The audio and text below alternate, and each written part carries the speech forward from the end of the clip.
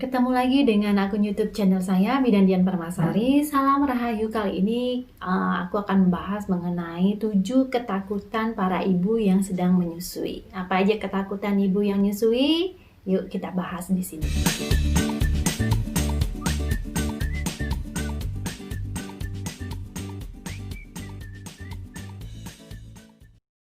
7 ketakutan ibu menyusui pada saat proses menyusui yang diantaranya adalah satu, ibu yang memiliki payudara kecil.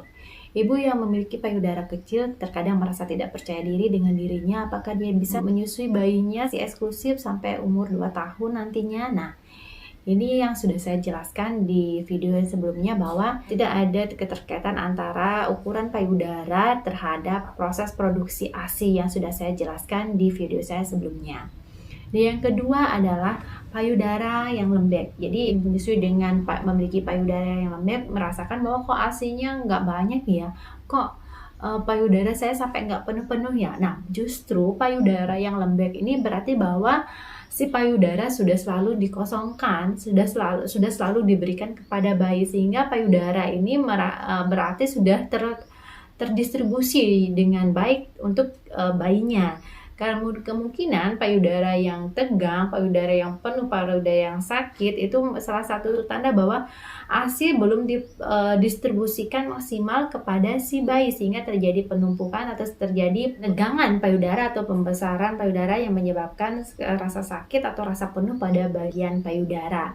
Yang ketiga adalah perahan dari payudara itu sedikit. Nah, pada saat mungkin ibu yang bekerja, ibu yang melakukan aktivitas di luar, pada saat melakukan perahan, pada saat dipencet-pencet, kok ASI-nya sedikit. Nah, ini bukan salah satu tanda bahwa ASI ibu tidak terpenuhi. Mungkin saja pada saat proses pemerahan ibu harus lebih disiplin jamnya, disiplin frekuensinya, dan apabila ibu yang sudah mulai bekerja sebaiknya melakukan pemerahan sesuai dengan jadwal yang sudah dibuatkan. Minimal 2 atau 3 jam sekali ibu bisa melakukan pemerahan, kemudian tidak melakukan atau tidak menjeda atau memberikan sedikit waktu untuk pemerahan, sehingga pemerahan yang disiplin dapat membantu adanya proses produksi dari ASI itu sendiri. Tetapi untuk ibu yang tidak bekerja, tidak diperlukan untuk memerah ASI. Berikanlah ASI itu kepada bayi secara langsung, karena dari proses menyusui itu memberikan rangsangan secara alami untuk memproduksi ASI yang lebih maksimal dari ibu untuk bayi ibu.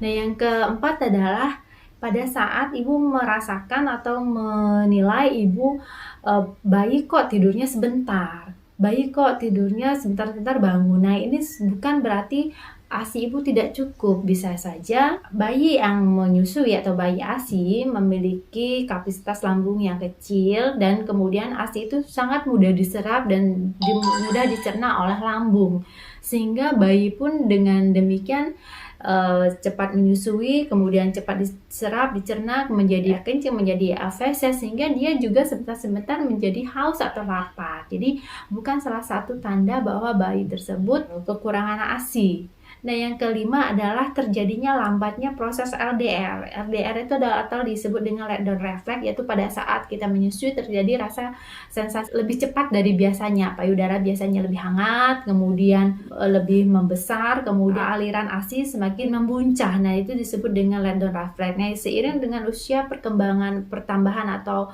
perkembangan bayi, biasanya letdown reflex memang akan lebih berkurang terjadinya karena bayi sudah menyusui lebih sering, kemudian bayi sudah menyusui lebih banyak, sehingga letdown reflex ini juga bukan salah satu tanda bahwa ibu memiliki ASI yang kurang. Jadi kalau misalnya tidak terjadi lagi ASI yang mancur-mancur, bukan berarti artinya ASI ibu kurang untuk bayi ibu. Nah, yang keenam adalah bayi sering menyusui. Jadi bayi kok sebentar-bentar menyusu, apa ASI aku kurang ya? Apa ASI aku tidak tercukupi untuk bayi aku kah? Apakah aku perlu memberikan tambahan suplemen makanan A, B, C, D untuk bayi aku kah? Nah, bayi yang sering menyusui, bayi yang sebentar-sebentar menyusui bukan salah satu pertanda bahwa ASI ibu kurang, bisa ibu mengecek mungkin satu, proses pelekatan yang belum tepat, posisi menyusui yang belum benar, kemudian kemungkinan bayi ibu mengalami growth spurt atau percepatan pertumbuhan, sehingga dia membutuhkan asupan yang lebih banyak untuk tubuhnya untuk dia bertumbuh dan berkembang. Nah, yang ketujuh adalah pada saat bayi disusui, bayi cenderung rewel, bayi cenderung kok tidak nyaman, kok tidak anteng pada saat disusui. Bisa saja ibu cek mungkin pada saat ibu menyusui, ibu tidak dalam kondisi yang tenang, ibu pada saat menyusui dalam keadaan psikologi yang stres, kemudian ibu merasa cemas, atau mungkin bayi sedang tidak nyaman, gerah, atau ada bagian-bagian tubuhnya yang tidak nyaman, atau bahkan lingkungan di sekitarnya yang membuat bayi itu pun tidak nyaman, panas atau kedinginan, atau bahkan ada suara-suara yang mengganggu pada saat atau kondisi yang mengganggu pada saat proses menyusui. Jadi tetap untuk semangat menyusui, bahwa ibu yakinkan kepada diri ibu bahwa ibu bisa untuk menyusui ASI eksklusif 2 tahun kemudian atau lebih. Demikian penjelasan saya mengenai 7 ketakutan ibu menyusui. Semoga bermanfaat. Salam Rahayu.